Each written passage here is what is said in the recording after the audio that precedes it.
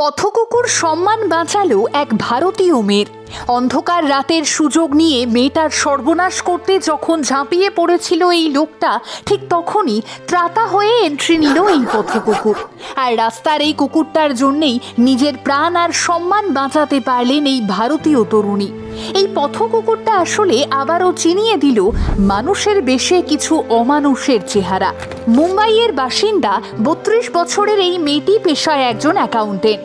30শে June কাজের চাপে বেশ খানিকটা দেরি হয়ে যাওয়ায় ভাসাই স্টেশনে নেমে সে দেখে রাস্তা খানিকটা অন্ধকার, কিন্তু উপায় না পেয়ে হাঁটতে শুরু করে। ততক্ষণে রাস্তাঘাট আরও ফাঁকা হয়ে এসেছে, আর হাঁটতে হাঁটতেই তার সন্দেহ হয় কেউ বোধহয় তার পিছু নিয়েছে।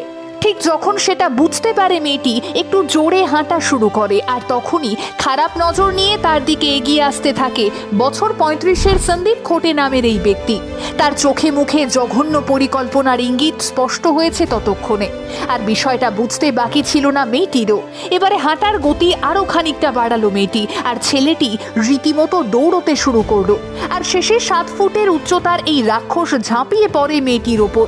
রাস্তায় ফেলে হাঁটু দিয়ে মেয়েটির হাত চেপে ধরে, তারপর মেয়েটির মুখ বন্ধ করার ব্যবস্থা করে যাতে কোনোভাবেই সে চেঁচাতে না পারে। অসহায় মেয়েটি তখন রাস্তার ওপর পড়ে ছটফট করছে, আশেপাশে কেউ কোথাও নেই।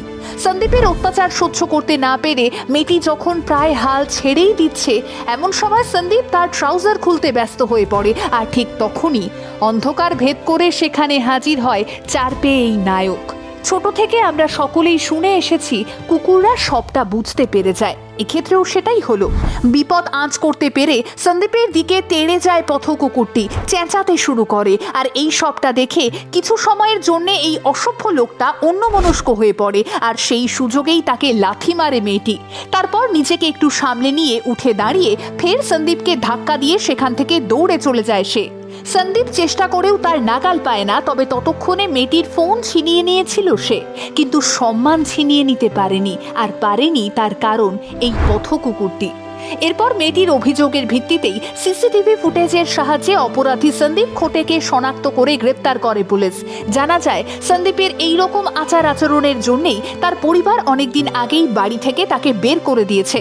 বছর 32-এর মেয়েটি জানায়, সেদিন যদি ওই পথকুকুরটি সময় মতো ওখানে না আসতো, তবে আজ হয়তো তিনি বেঁচেই থাকতেন না।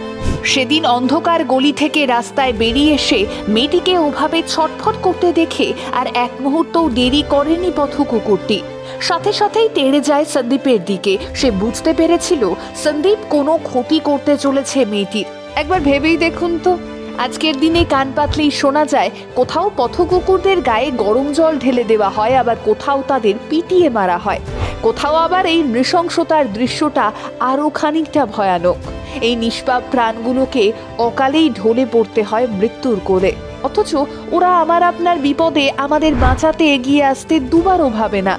সেই দিনটায় ওই নির্জন রাস্তায় একমাত্র রক্ষাকর্তা হয়ে উঠেছিল সেই 4 পেয়ে। জানি একজন মানুষের থেকে অপর আরেকজন মানুষকে রক্ষা করতে হচ্ছে একটা কুকুরকে, এটা শুনেও হতবাক হতে হয়। কিন্তু এটাও ঠিক যে এই 4 পেয়েদের জীবনের চাহিদা খুব কম। ওরা চায় শুধু ভালোবাসা, আর বিনিময়ে ওরা কি দেবে? এই আমার আপনার বিপদে আমাদের কাছের মানুষেরা মুখ ফিরিয়ে নিলেও ওরা থেকে যাবে।